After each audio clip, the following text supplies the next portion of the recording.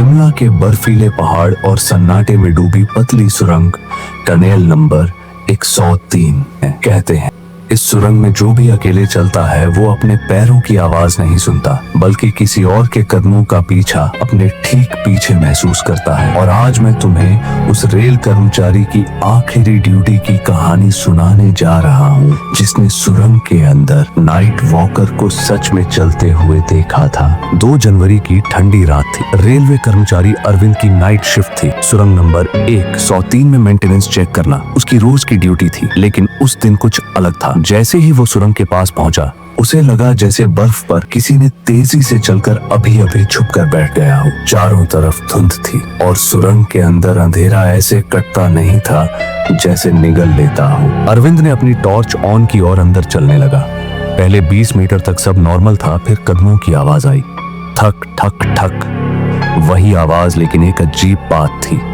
ये कदम उसके नहीं थे, ये उसके पीछे से आ रहे थे। और वो जैसे जैसे तेज चलता, वो कदम उससे भी ज्यादा तेज हो जाते। उसने पलट कर देखा, लेकिन सुरंग खाली थी। हाँ, पर हवा में कुछ था, एक साया हल्का झिलमिलाता हुआ, जैसे कोई अभी अभी धुंध में घुल गया हो।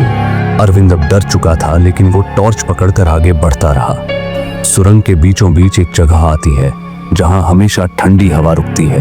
वहीं उसे दिखा एक आदमी, सफेद कपड़े, भीगे हुए बाल और चेहरा नीचे झुका हुआ। अरविंद ने सोचा शायद कोई यात्री भटक गया हो। सुनिए, यहाँ क्या कर। वो वाक्य पूरा भी नहीं कर पाया, क्योंकि वो आदमी जमीन को छूते बिना धीरे धीरे उसकी तरफ फिसलते हुए आने लगा। अरविंद घबरा गया और पीछे हटने लगा, पर उसने एक और अजीब चीज देखी। उस सफेद कपड़े वाले आदमी के पीछे छाया नहीं थी, लेकिन अरविंद की अपनी छाया दीवार पर 2 हिस्सों में बट रही थी, जैसे कोई दूसरा अरविंद भी खड़ा हो।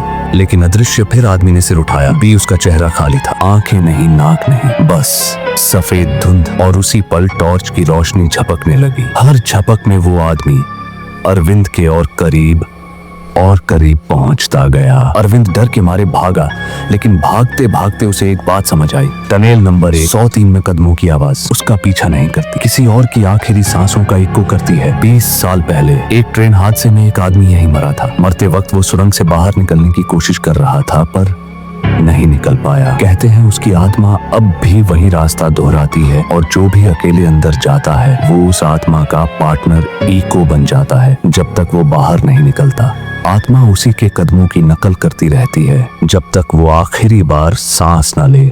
अगली सुबह अरविंद की डेड बॉडी सुरंग के मुहाने पर मिली। चेहरा, सफेद आंखें खुली, जैसे कुछ देखकर पत्थर हो गया हो। रेलवे कंट्रोल रूम ने उस रात की CCTV फुटेज खोली।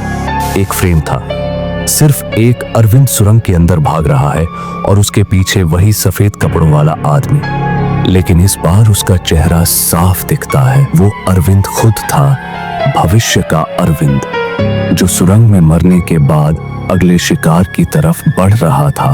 और आज तक टनेल नंबर 103 में नाइट वॉकर किसी न किसी के कदमों की गूंज बनता रहता है।